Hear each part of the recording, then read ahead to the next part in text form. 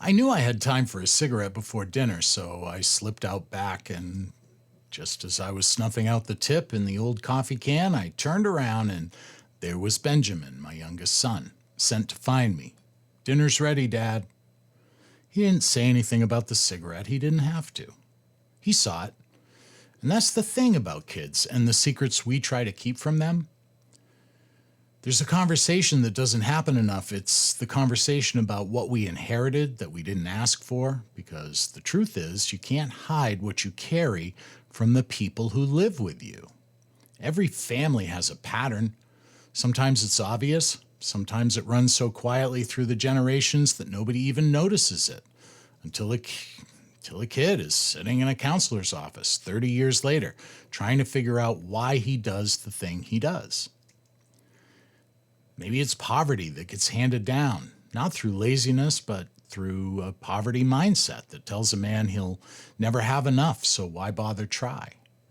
Anger that nobody ever named, so nobody ever addressed, so everyone just learned to work around it.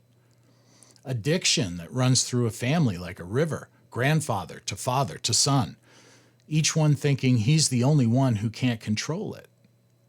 Absence.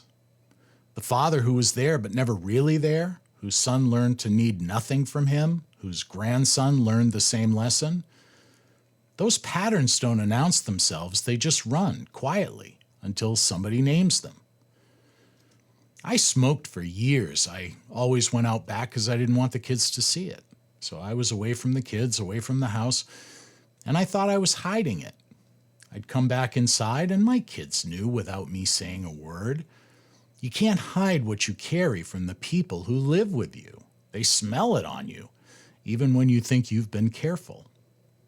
I've had a tobacco habit off and on since college. I quit for years at a time, and then I'd buy a pack on the way home after a party. When my marriage ended, I relapsed hard, went back to a pack a day. The thing that I'd managed to keep at arm's length for years came roaring back with everything it had. The moment everything fell apart for me. And that's kind of how patterns work. They wait. They're patient. They know exactly which moment to show back up.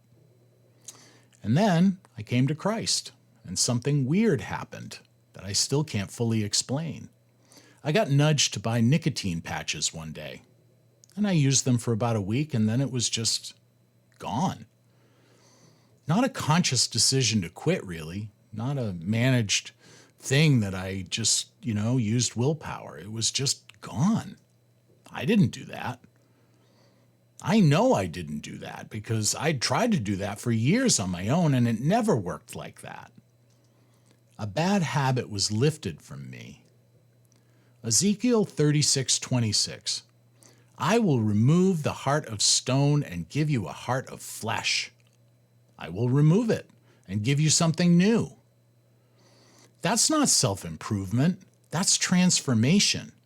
And today I feel delivered from it. And there's a difference. Here's what I've come to understand about generational patterns. You can white-knuckle a habit for years. You can manage your anger. You can hide the thing out back and then come back inside and pretend it isn't there. And hand the exact same broken wiring to your kids anyway, because they're not learning from your management. They're learning from your nature. And nature doesn't change through willpower. It changes through transformation.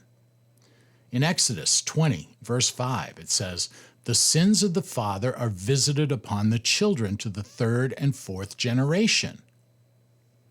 It's not a punishment. That's an observation. That's God pointing at something real and saying, hey, I see the pattern. I know how this works. And I'm telling you, it doesn't have to keep going.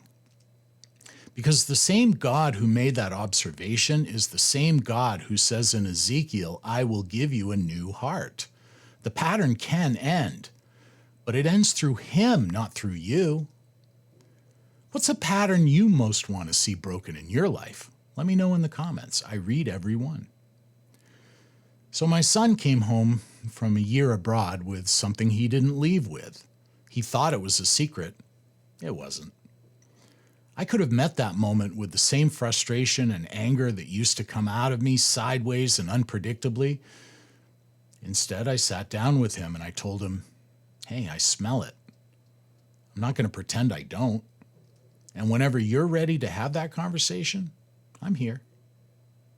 That's not something I could have done 5 years ago. That's not willpower. That's a different heart. Here's what I want to say to a man carrying a pattern tonight that he didn't choose and doesn't know how to put down. You are not your father's worst moment. You are not your grandfather's silence. You are not the addiction or the anger or the absence or the poverty mindset that ran through your family before you got here.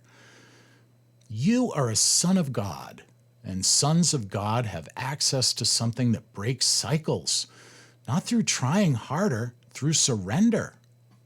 Bring the pattern to him. Name it out loud. Ask him to remove it the way he removed things in you that you couldn't remove yourself. He's done it before. He'll do it again. The pattern doesn't have to reach your kids. It can end with you. Hey, that's not a small thing. That's one of the most significant things a man can do with his life. Jesus is the vine. We are the branches. Stay connected to him in this abiding life.